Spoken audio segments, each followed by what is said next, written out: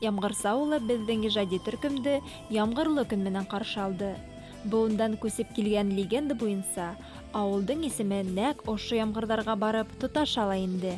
Үршәк елгасы бик зур булган һәм зур булганга күрәдер бәлки, монда яңгырлар бик күп яуган. Шул яңгыр сүзеннән алынган авыл исеме Яңгырчы. Авылдың килеп сыгышының икенче фаразы ла бар. Яңгырчы авылы 17нче гасырның башында барлыкка килгән. Авылда 4 тигермән булган. Авылның исеме Яңгырчы исемле бабайдан киткән. Ул бабай гаиләсе белән бергә Казан якларыннан качып килеп, шушында урнашып, яшәп киткән. Ямгырсы төбек яңа йорттары, уңган, кунаксыл халкы менән дан тота. Авылда яшәү өчен бөтә уңайлыктар да булдырылган. Йорттарга һыу, зәңгәр ягулык үткәрелгән. Яңгырчы авылында 147 йортта 396 кеше яши. Авылда күбенчә татарлар. Төзекләндерү эшләре бердә тукталып торганы юк. 2018 елына зият картәләү буенча ППМ программасында катнашып 1 миллионнан артык хакка киртәләү эшләре башкарылды. Авыл халык көче белән безнең пожар машиналары да алды. Төбәк елдан ел үсә, матурлана, яңа йорттар төзелә. Чөнки яшьтәр авылда калуды хуп күрә. Авылдың киләсәге балалар. Уен майданчыктары кескәйдәр тавышынан шау-гөр килә. Төбәктә зур, иркен балалар баксаһы бар. Бында уларның күңелен яулаган тәҗрибәле тәрбияселәр эшләй. Авылда 9 еллык мәктәп бар. 2 катлы бина әллә кайдан үзенә сакырып тора. Белем усагында балалардың һәр яклап үсү өчен уңайлы шарттар булдырылган. Укучылар төрле сараларда катнашып, призлы урындар ала. Бында үз эшенә мөкиббән киткән тәҗрибәле педагогтар укыта. Бигрәк тә әсә теле дәресләре бик йәнле үтә. Укучылар кул эшләренә лә маһир. Был күргәзмәгә куелган һындар тулыһынса балаларның иҗат имеше. Күзгә уңыштан эшләнгән эшләр күздән явын ала. Мәктәбебездә менә берничә ел рәттән инде компьютер мәктәбе дигән түгәрәк эшләп килә. Башлангыч класс балалары да йөри, олы класс укучылары да. Һәм аларның инде бик күп казанышлары бар дип әйтергә була, чөнки бөтен Россия конкурсында катнашып, пластилиновый мультфильм дигән конкурста катнашып, алар дипломантлар булдылар. Мәктәптә туган якты өйрәнү музее эшләп килә.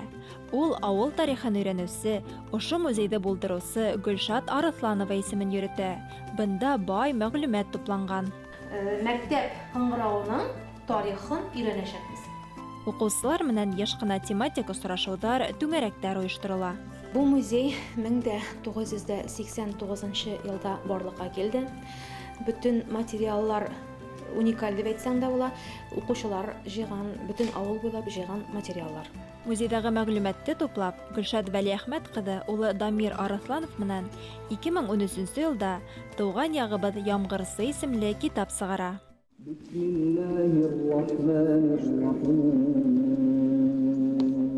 Халыкта дингә игътибар көчле.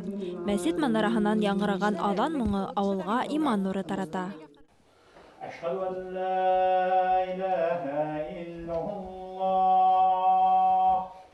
Без килгәндә мәсҗидтә Сабыйга исем кушу юлаһы бар ине. Бүген бит инде моны балага исем кушылмаган булган, шу читтән кайтканнар да монда алып килделәр исем кушарга, шуңарга исем куштык. Һәрбер балага исем кушылырга тиеш.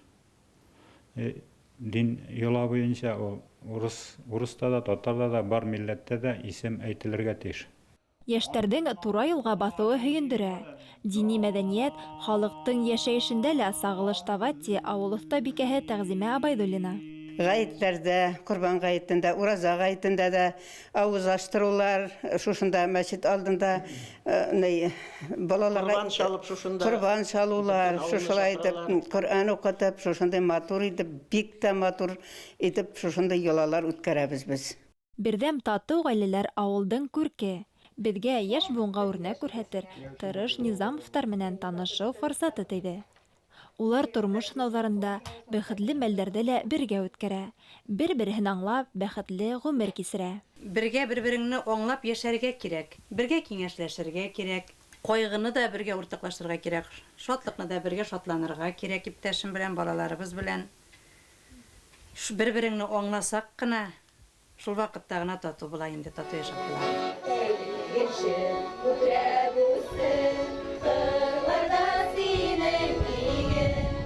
Авыл менән танышыу йыр-моң менән аралашып барды. Ямгырсының һәвәскәр артистлары Сөмбөлә байрамын күрһәтте. Заманса төҙөлгән матур йорттар, таҙа, иркен урам. Буларҙың барыһы ла Ямғырсы ауылында тырыш кеше йәшәгәнен иҫбатлай. Әле өгөндә бында 400-дән ашыу кеше ғүмер кисерә. Улар үҙҙәренең эштәре менән туған яҡтарын йәмләп, тырышып, донъя көтә. Гөлназ Хәсәнова, Азат Петров, Вадим Яһүдин, Стәрлебаш районы.